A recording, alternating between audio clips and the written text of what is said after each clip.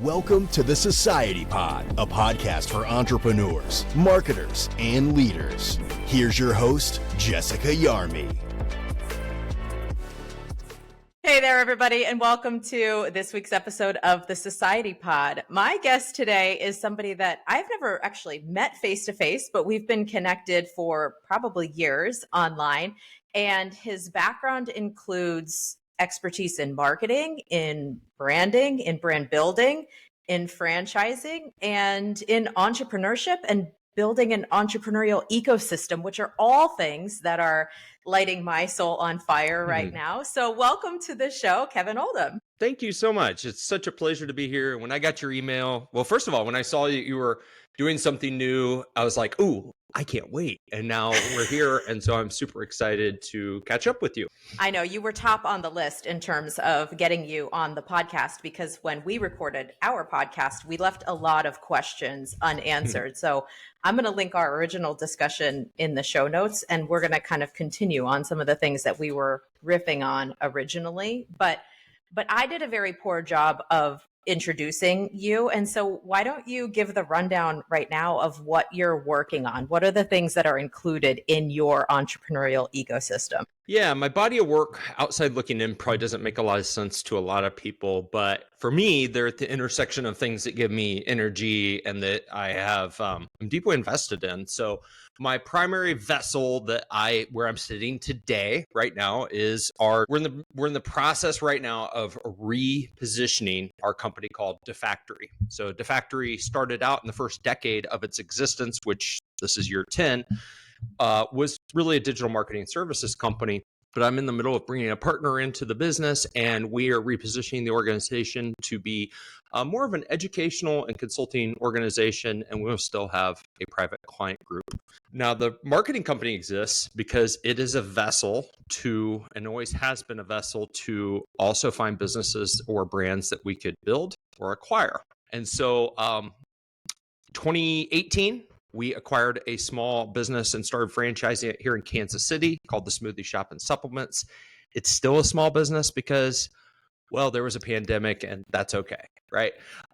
Then we also created a lifestyle brand with my I like to always say is my mindset coach. He's actually in Nicaragua, of all places. His name's Jose Bolaños, and we have a company called VUCA Fit. There's a shameless plug with the logo. We're doing some really, really cool things there as well. And then we've got a podcast called Hole in the Soul that feeds that business. And believe it or not, I actually shut down my podcast. So if you try to link it in the show notes, Franchise My Business, I did 106 episodes.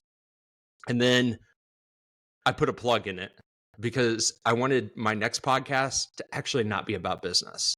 I wanted it to be about things that I think could help entrepreneurs at a higher level, which there's tons of business stuff out there. We can all go get that. A lot of us are trying to fill the metaphorical hole in the soul with something. And there's a lot of mental health issues associated with entrepreneurs. There's a lot of issues. And frankly, my business partner and I were able to shed a light on a lot of those issues. And that's been really, really rewarding. And it has, I don't know. It's just a lot of fun. It's a lot of fun. We get to talk about the human condition and mental aspects and things like that. Yeah. I love all of this. And I'm glad we're having this conversation because I need this update in your life, because when you and I last connected, you were doing the Franchise My Business podcast, and maybe we'll circle back around to the franchising topic. But how did you end up going down this path of the hole in the soul? Give me more details about what that's about. About a year ago, so my mindset coach, Jose, he first and foremost has helped me tremendously in terms of like orienting what my life is about and helping make sense of everything and helping narrow my window of tolerance so that I'm not like flying off the handle when I get too excited or too depressed or whatever. It's really got me in a good mental state. And I've also seen the work that he's done with other people, not only in the United States, but throughout Latin America. Like we figured out he's helped people in like 9 different countries. And he tells me he's going to leave his job. And I just casually said, hey, man, I know the business stuff is not your jam. If there's a way for me to help you just altruistically, I'd love to. And as things went on and throughout the summer, like just things kind of materialized where we decided to start a company. It was originally a company just to sell this shirt that he gives away to people who go through his Cornerstone program called Unbreakable, where he like puts people on ice. It's kind of a team building and helps people figure out their infinite purpose. And he mainly does that for companies. And I said, man, I feel like a superhero when I put on my Unbreakable shirt. I'm like, I wonder if we could just help more people feel unbreakable and give them a path to living a life that is, not as full of stress and anxiety. And next thing you know, we looked up and we're writing a book. We've got an e-commerce store. We've got a podcast. We have a suite of products, courses, and all sorts of stuff. And we're getting ready to start bringing the VUCA Fit methodology to companies in the United States. He's done a ton for multinational companies in Latin America, but we want to bring it to companies in the United States and help them build workforces of people who are VUCA Fit. I love that you're focused on the mental stability and strength in addition to the business stability and strength. I love that.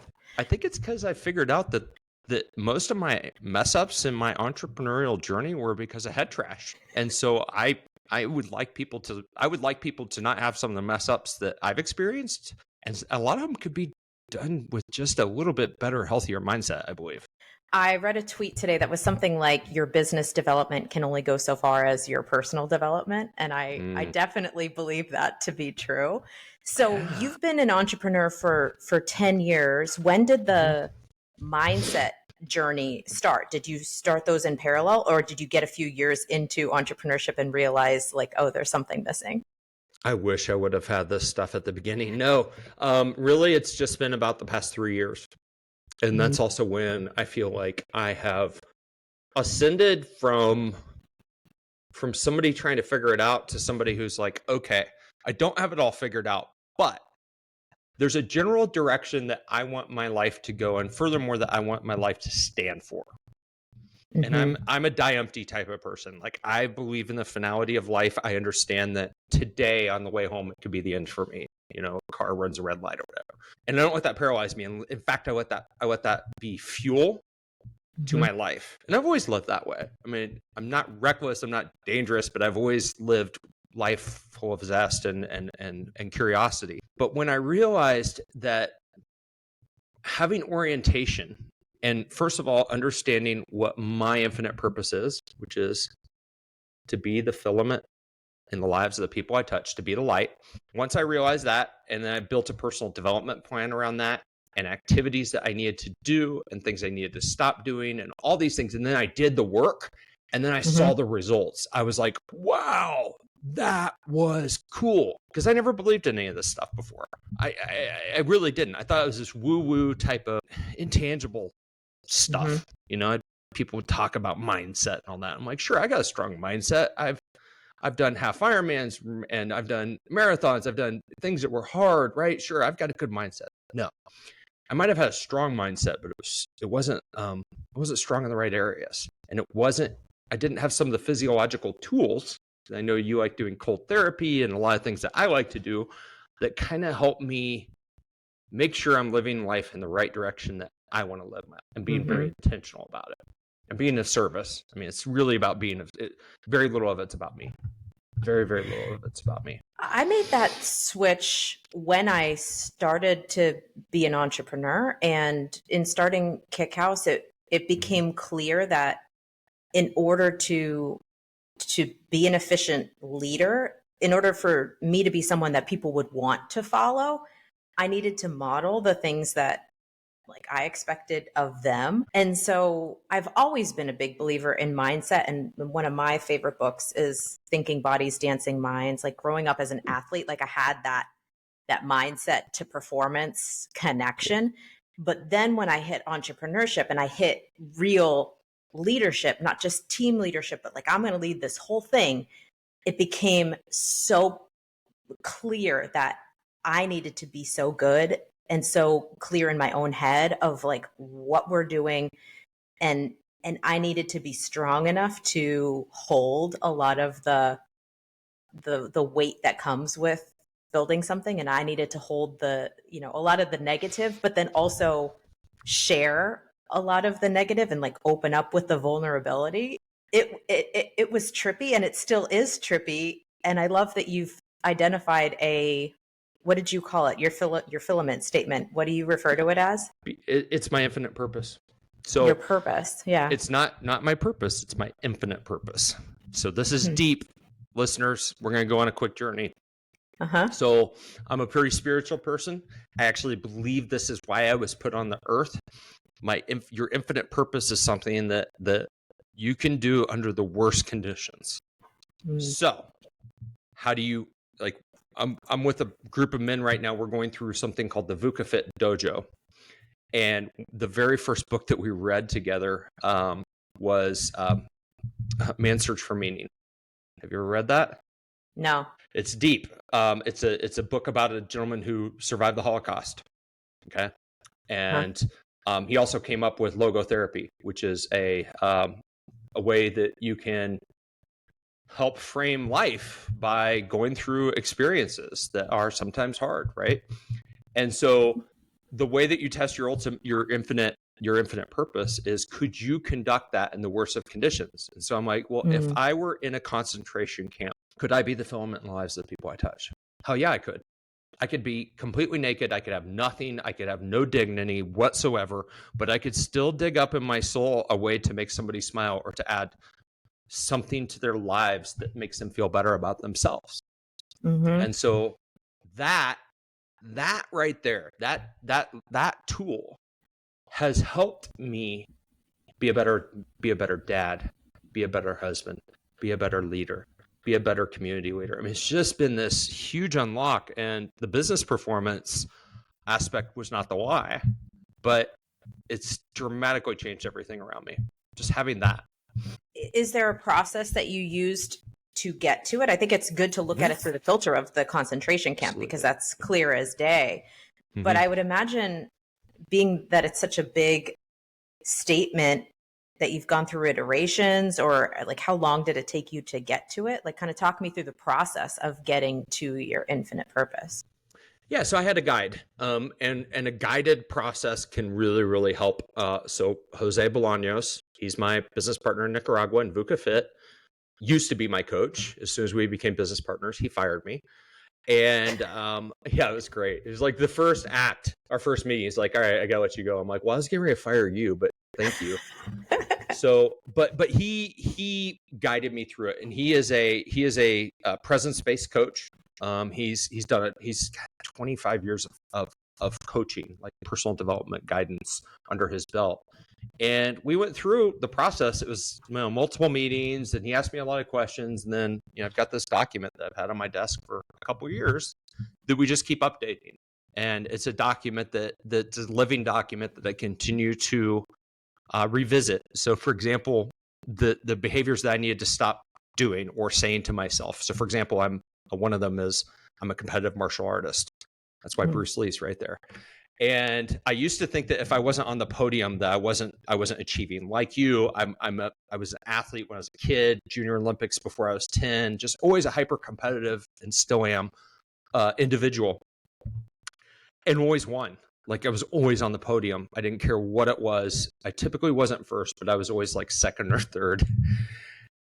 And when I got to martial arts, that wasn't the case all the time. And I would think, hey, I drive to St. Louis, which is across the state of Missouri from where I am, and if I came home without hardware, I wasn't good enough, and that was garbage.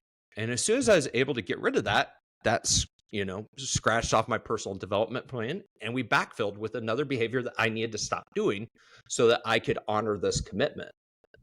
And so the goal is for it to always be this continually refined approach to my life, to how I show up every day for all the various people whose lives I impact and who I'm part of. And if I do that every day, and it happens to be my day, my die empty day, right? If it happens to be my day, I'm good. I've lived a life unapologetically full of love, and the people that, I was just talking to a male friend on the phone the other day. Dude, I love you too. That's the way we hung up. I got done, and I've already had one of those conversations online with my buddy. Love you, dude. A lot of guys don't say that stuff, right? But I mean it, because I know that may be the last time I talk to that person. I want them to know how important they were in my lives. And if I go through life that way, hell yeah, it's good life. Well, I could say that hearing your infinite purpose, it aligns with how you show up. Even messaging you about let's jump on and do a podcast because I'm starting my podcast brand new. I'm no expert, but let's jump on. And you're like, heck yeah, let's do it. And no hesitation and enthusiasm. And you are that light. So not that you're looking for outside feedback, but like from an outsider looking in, your purpose, your infinite purpose aligns with how you show up in the world. Yeah, I appreciate that. It's so I'd say it's not me. A lot of this came from my mother. You know, I may have alluded to earlier that she passed away. She passed away at the beginning of 2020, and she was that person. Like, she was the light I mean, she touched so many lives. It was so amazing. And, you know, I still take losing her hard.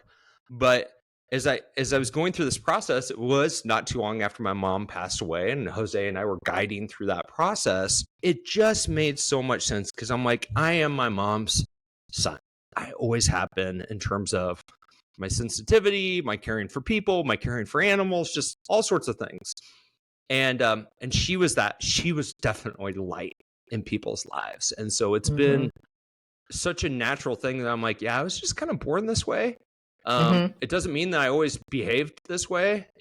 You know, I had to like kind of dig it out and realize there was a really good person down in there. You know, maybe I didn't feel like I was a great person in my 20s when I was partying all the time. Through this journey, and this is one of the things that I think has been really cool, is that I can sit here today and not only tell other people that I love them, but I can say, Kevin Oldham, I love you, dude. And I couldn't have said that for the first like 47 years of my life. I never really could have said that. But now that I've done this work, I love myself. And I want more people to be able to say that, because I don't think very many people can. Not many people I know. Well, and one of the cornerstones of entrepreneurship is building something, having it fail, having to sit in that failure and keep going, and the ability to detach yourself from your accomplishments, or the ability to detach yourself. You are not your successes. You are not your failures. You are you. And like how important that must be as you're building things, and how freeing that must be to have a view of yourself that's not connected to your businesses and your business performance. Oh, yeah. I used to do that a lot. I don't know. Did you, or do you? I think it's hard for all of us. If you lose a client or you get a win or whatever, you bring that energy home. It's really, really hard to separate. But I guess the biggest difference now versus maybe, let's just say 5 years ago, is let's say I get an email, and my biggest, we get off this call, it's Friday, I'm getting ready to go on vacation with my daughter for her 10-year-old trip tomorrow, bucket list trip she's known about her entire life. Maybe I get off here and our biggest client says, you know what, we're going to change directions. Okay. 2-3 years ago, that would have been the worst thing on the planet that could have happened to this guy up here. Now I'd be like, okay, suboptimal, right? But I can't change it right now. I'm getting ready to go on a bucket list trip with my daughter, and I'm not going to steal from her, and I'm not going to steal from me. F it. We'll put it in this bucket. We'll deal with it, and what happens will happen. I am not in control. It's a very good way to go through life. When you realize that there's very little you can control, there's very, very little that we can actually control, then it's like, all right, well, I'm going to be open to what the universe offers me, good, bad, or indifferent. And I'm going to train for what that offers me. And I'm going to take advantage of the opportunities that are given to me that are worthy.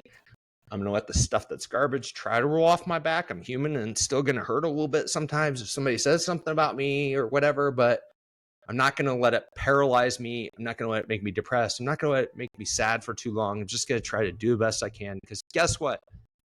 We're all going to die. And at the end, none of this stuff matters. I love that. This is not the conversation I expected to have with you, but I love this. What do you think we were going to talk about? More the business side of entrepreneurship, but I think what you're getting to is the mind games around entrepreneurship, and it is such a mind game. And one of the things that we were talking about just before we jumped on was my first entrepreneurial effort. I was very connected to a result. I was very connected to a studio count, a like exit strategy, a like what are we building toward? And then inevitably when you don't hit those certain results, you don't hit those certain numbers, you do hit a place of, I'm not what I put up on my bulletin board as my goal for the year, and therefore I'm not doing a good job, or I'm not progressing, or I'm not the right person to be leading this company. And I think it's great that what you're connected to and what I'm starting to get connected to is this is all a game. The fact that we're awake in the morning and able to sit down and play the game is in and of itself the win. And just being where your feet are as an entrepreneur and not getting caught up in the hype and not getting caught up in the results and not getting caught up in the why or the clickbaity headlines on social media, and just being connected to the day-to-day work and the progress that you make in those moments. And just like you said, kind of seeing what comes your way and being open to maybe something unexpected that comes your way. And it definitely seems like you've kind of done a massive pivot, and even like stepping away from your I didn't even expect you to say that you've stepped away from your podcast. I made a commitment to, martial arts is mostly young person studio, right? And that's the reason that I'm in Taekwondo, is because my son wanted to do it. Funny, he's done now that we're both black belts. I will continue the rest of my life, but that's a different story for a different time. But here's why I stayed committed. I made a commitment in front of a classroom full of kids that look up to me, because I bring the energy to our school. And I'm also the biggest person in our school. I'm 6'2". I weigh like 205 pounds. So I'm like the big dude who sits in the back, or who stands in the back corner. And we were talking about commitments at a promotion ceremony. And I raised my hand and I said, Mr. Munoz, that's my instructor who's like 25. I said, I want to share my commitment. I'm going to record 2 podcasts a week for the next 52 weeks for my Franchise My Business podcast. And I made that commitment in front of these kids. So I had to do it. And then I took January off after recording for a year. I was like, I'm not sure if I'm going to do this, yes or no. This is this past January, right? 2024.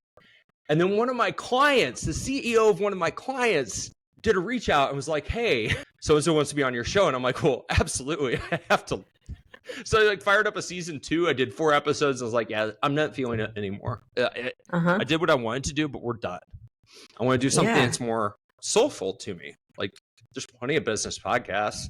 I wanted to share something that I felt like could impact anybody, not just people who cared about franchising their business. One of the things you said right out of the gate was that people are maybe confused with what you are doing. And it's clear that you're not confused with what you're doing, because it's all connected to your infinite purpose. But talk to me about how you kind of said, like, you make the decision to leave something behind, or you make the decision to allow something in that speaks more to your infinite purpose. Talk to me about the decisions around like what you let go, and I'm assuming it was difficult to let your podcast go because you put a lot of time into it. It was huge. I mean, I don't know. I mean, you probably don't remember, but I had a dedicated studio for that place in the same building. I had a different address around the corner. As a matter of fact, the sign's still up that says The Factory Studio, which is weird. It's a reminder of me. But I have this concept called safe to fail. And it's actually something that Jose has brought into my life. It's something that life is full of safe to fail experiments. Okay. A business can be a safe to fail experiment. Relationships, it's like, hey, when you're dating before you get married, whether it's safe to fail. And it's like, it's good until it's not, right? And I think a lot of people hold on to stuff way past the time that maybe they should, because they have this, hey, I've got this sunk investment time, whatever, and they'll just keep chasing it, even though maybe it doesn't serve them through this next season of their lives. And I just had to get super honest, because I was doing 2 podcasts. I just fired up this other one at the same time. And my wife and I actually had conversations about it. I think she was probably shocked that I dropped the business podcast. But then when she saw what my vision was for VUCA Fit and how it could help people improve their lives, I think it made sense for her as well. She's like, okay, this is really where Kevin wants to go. Like, it's where his heart is calling him. It's a calling. It's literally a calling. I felt like it was reckless not to do it, so I had to do it, which means that when I'm letting go of something, it's usually so I can free up space for something that does feed my soul and my body of work in a higher way, something that's more aligned. So that's okay. Now I have had, I'll call them failures. I mean, I had a pay-per-lead brand called MedSpa Life that we spun up during the pandemic, and we got it going to where it wanted to go. And then I looked around, I'm like, I actually don't care about non-surgical aesthetics. Like, what are you doing, dude? It didn't make me excited. And I had the hard decision to shut it down. And that was probably one of my harder ones, because I didn't have something waiting on the back end that I was like, hey, I'm freeing this. I'm going to stop doing this so I can do that. That was probably more challenging than anything, because that was like, hey, we invested a ton of money building our brand. It wasn't a home run. It was more like a double. It wasn't a hell yes for me. And I felt like I was pushing instead of it just kind of coming organically. This other stuff just happens. It's natural. So it's in alignment, Yeah, that's such a huge unlock that you should have told me 2 years ago. That's number one. When you're on social media, you see the quotes about like you're 1 day away from the unlock moment, or you're one email send away. You have to keep going, keep going, keep going. And then my competitor's brain, my athlete's brain is like, yes, keep going, keep going, keep going. But I had an exact same kind of moment this past year where I'm trying to build my second fitness concept, and I'm pushing uphill. I'm putting all effort in without anything growing, without anything unlocking. And I'm like, why is this not unlocking? And it's doing more harm to my confidence than anything else. And so then just through conversations, I started to pick up marketing work just as a consultant. And then I picked up so much marketing work organically that I had to build it into a business. Like I was forced to build it into a business because I needed to staff it. And it was like, why did I push for so long? And I didn't take the easy way out. Like I didn't go with the flow.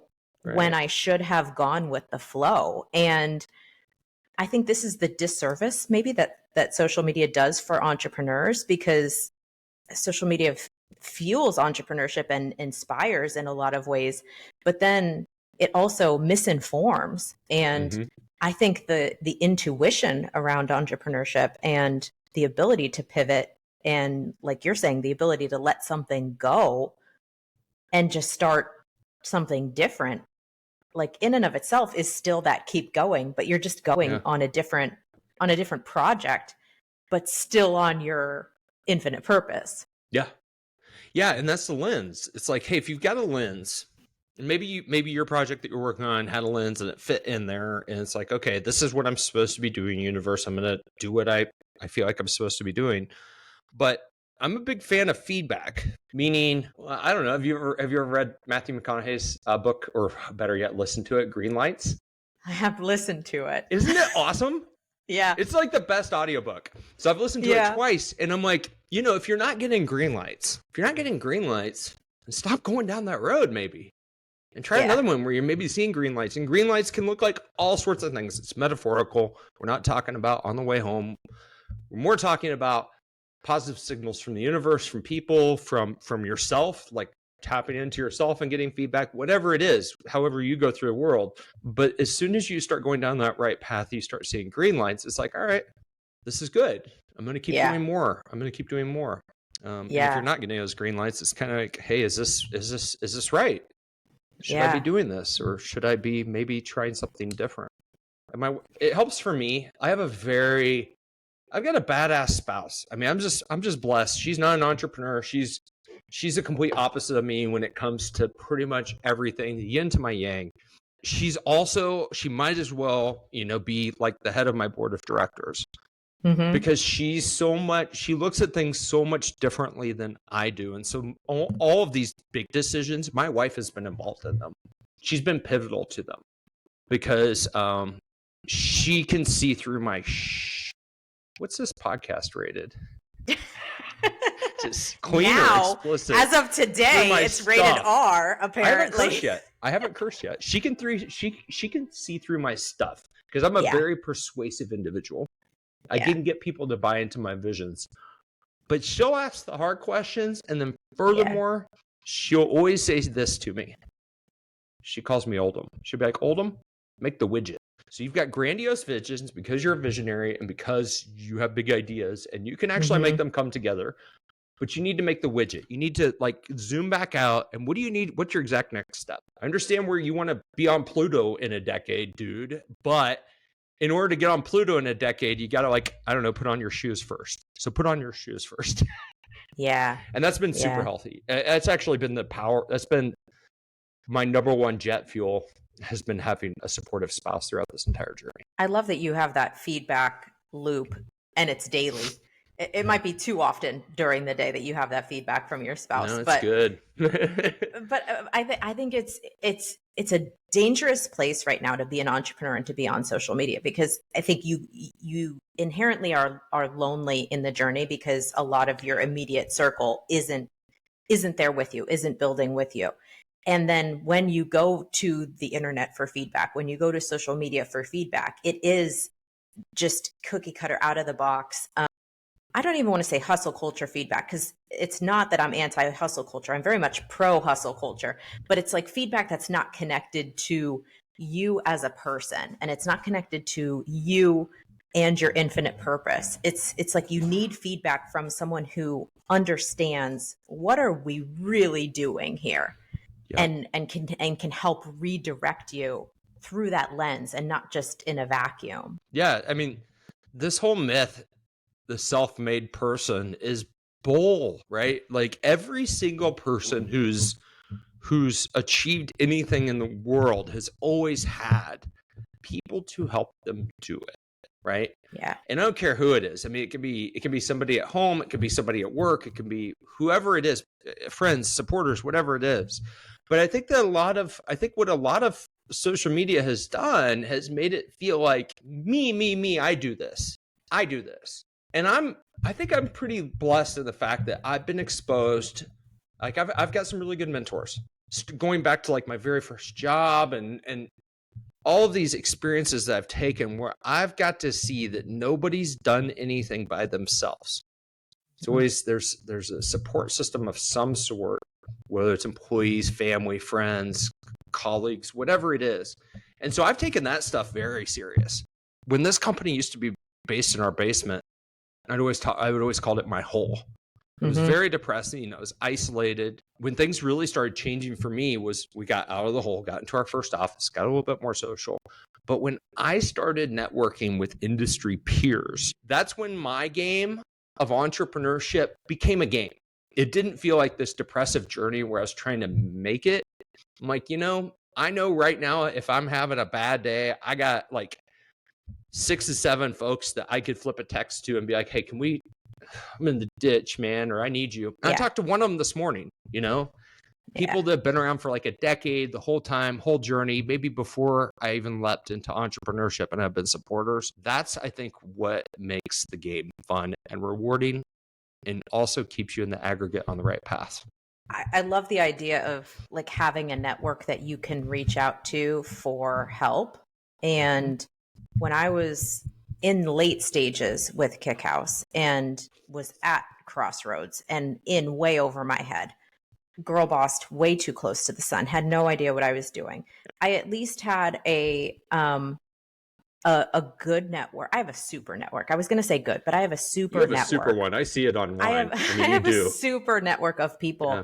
And at first I was hesitant to call and ask the dumb questions.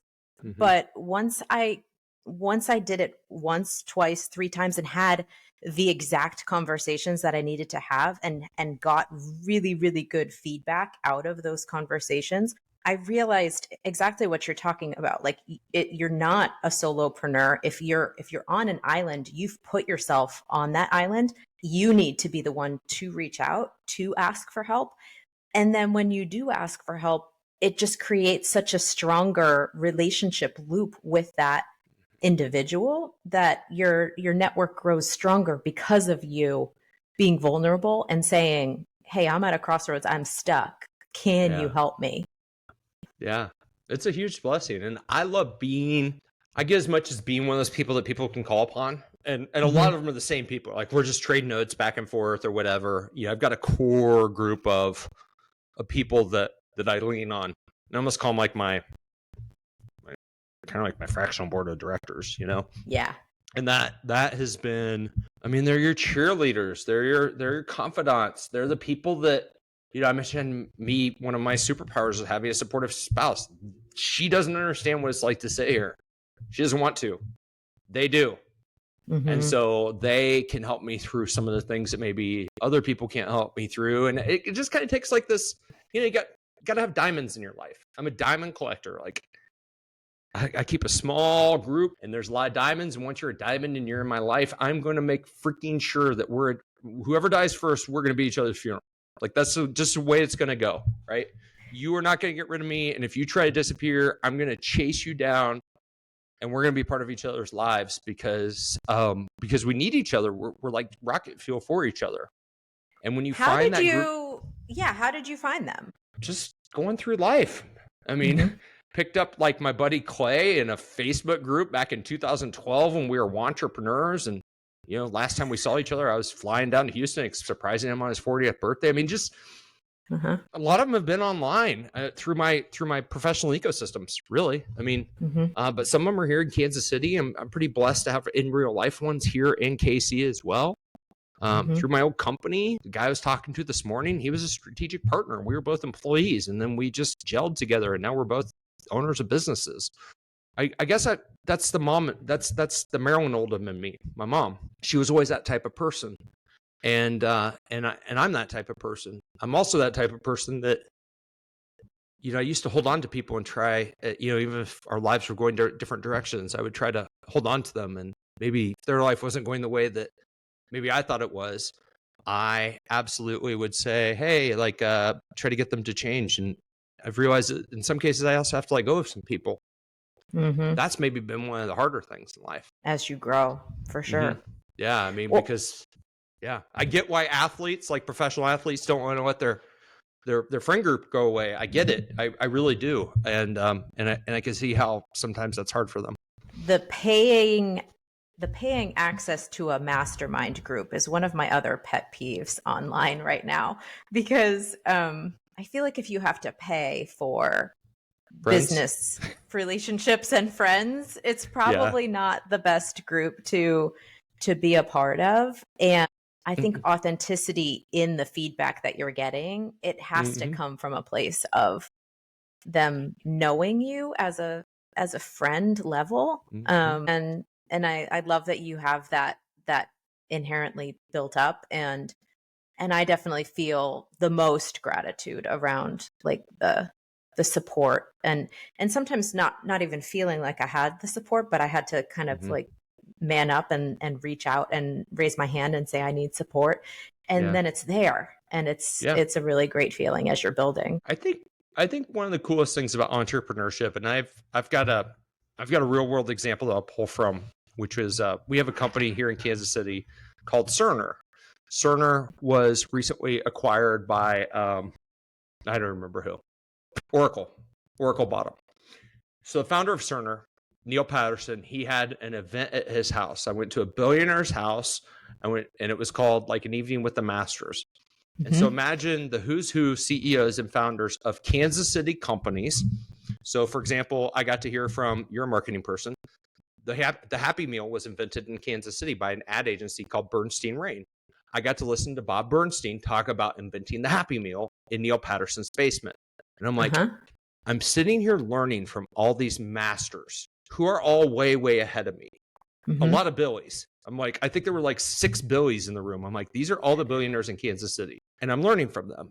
And I had this vision because everybody's just sitting there, myself included, like taking notes. It's like, man, this is really, really cool. I'm like, they're giving back. They're sharing their knowledge, not because they're getting paid, because they want to. It's literally, they have nothing that they're getting out of it. They've achieved what they wanted to achieve. They are way, way far ahead of us, and they're just giving back. And what I found is that I am most alive when I'm able to give back to other entrepreneurs, because so many people have helped this guy over the past decade. And frankly, the couple years before I left. And so many people have helped me throughout my 30-year career that as I go into, being a little bit older in the workforce, right? The latter years compared to the newest entrepreneurs, I love investing in people, meaning helping them find whatever it is that they're looking for. If I can be that resource, that's frankly part of my infinite commitment, being the filament in the lives of people I touch. That's when I feel the most alive, because I know what it's meant to me when mentors or somebody's been there at a pivotal point in my journey, and how if I didn't have that, how different my life may be. And I love my life. There's not a thing about it I'd change right now. And so I look forward to having as many of those types of interactions with people as I get further along in my entrepreneurship journey and mentoring and whatnot, because that's literally, I think, the secret sauce to, kicking butt in biz.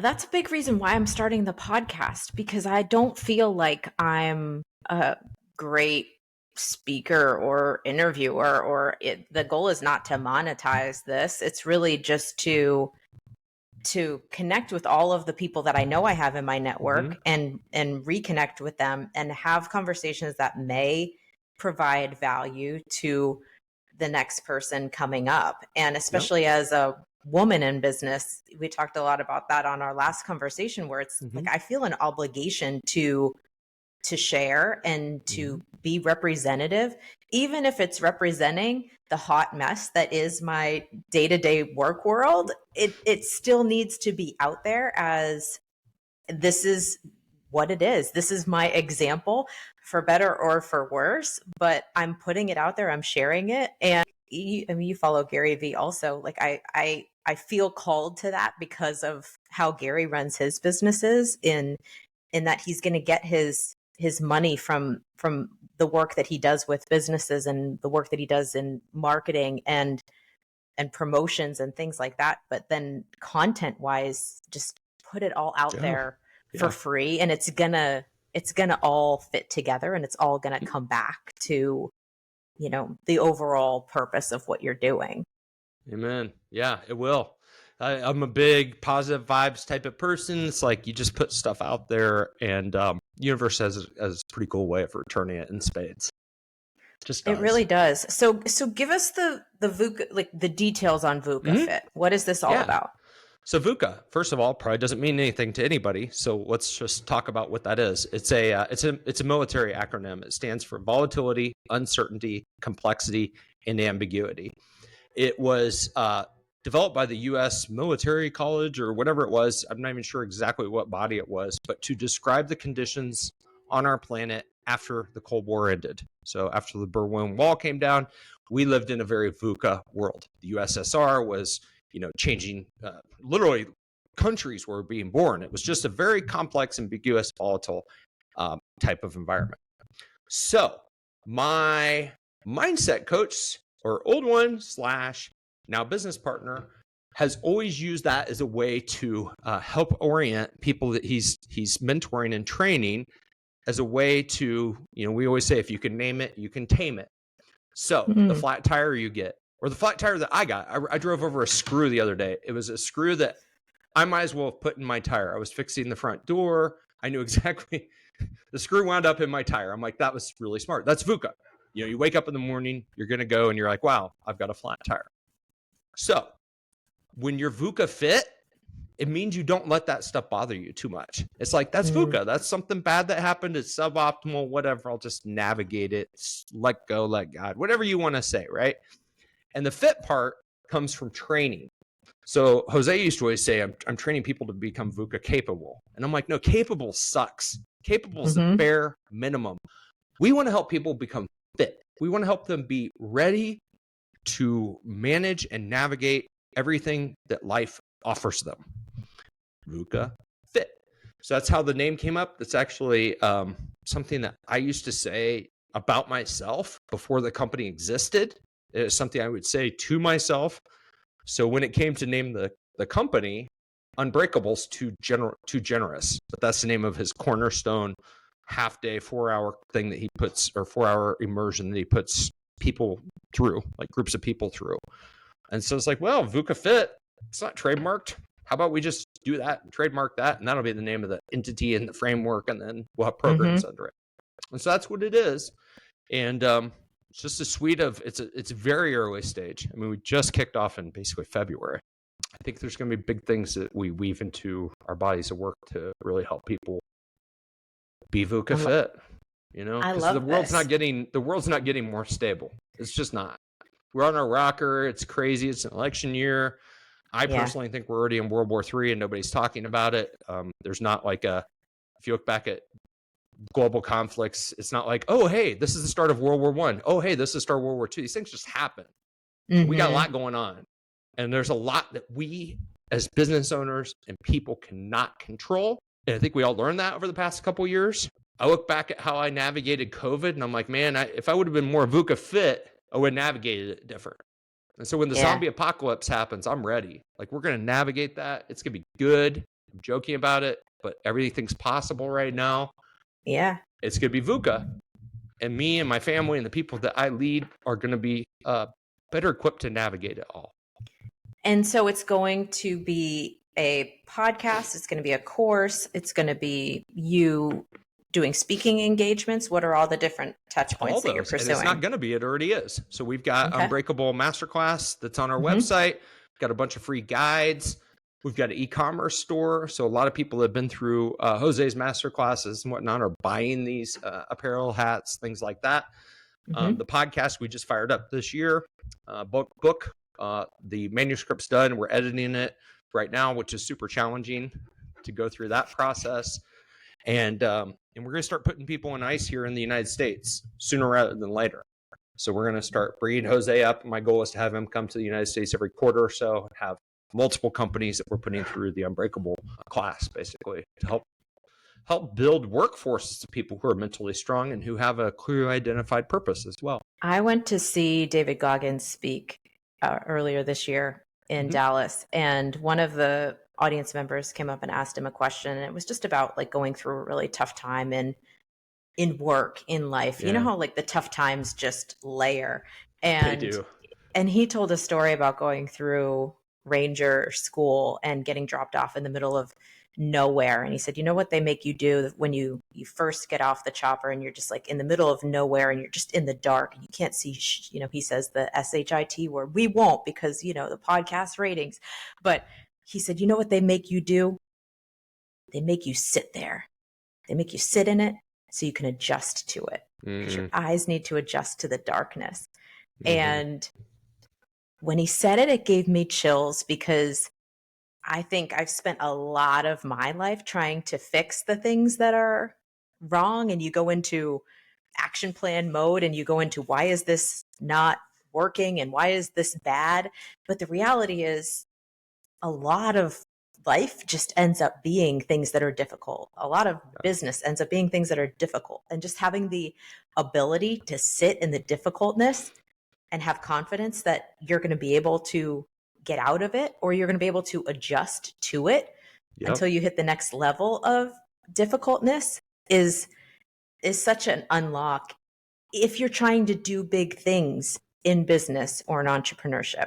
Is there anything else that you want to talk about VUCA Fit, or anything else that you're working on that we haven't touched on so far? No, I think this is good. I mean, that's my primary thing right now, is to make sure that the next 10 years are, is kind of like, all right, I'm going to press for about another decade, and then I'm going to let off the pedal, right? I'm going to let off the pedal.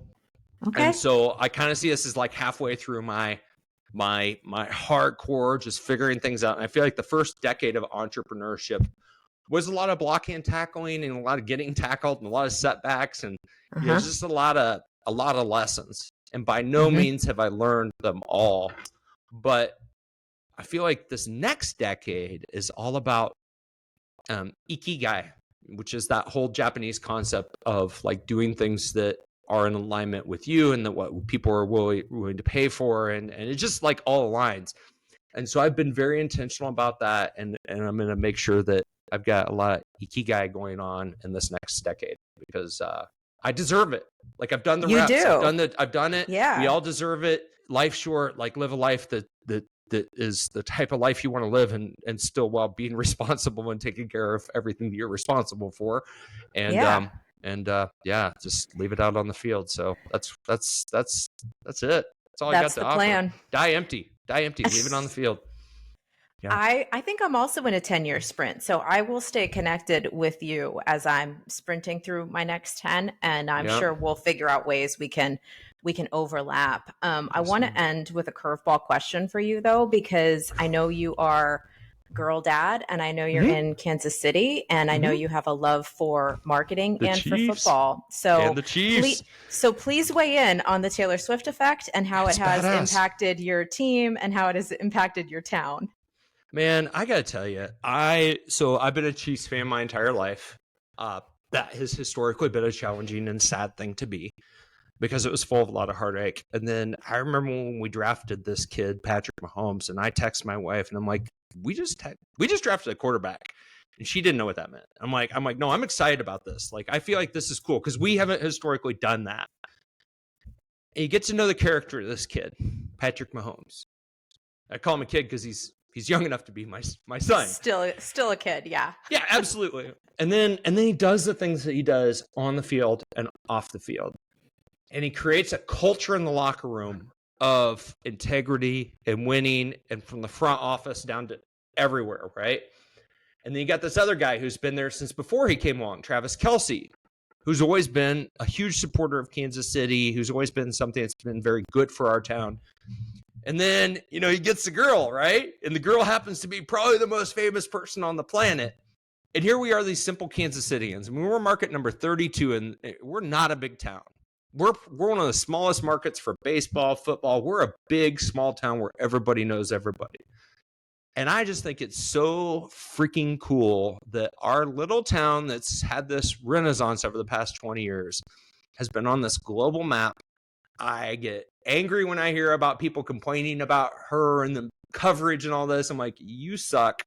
The world is so full of amazing things. And this is cool for sports. It's cool for our town. It's cool for our team. It's cool for Taylor. I just think it's awesome.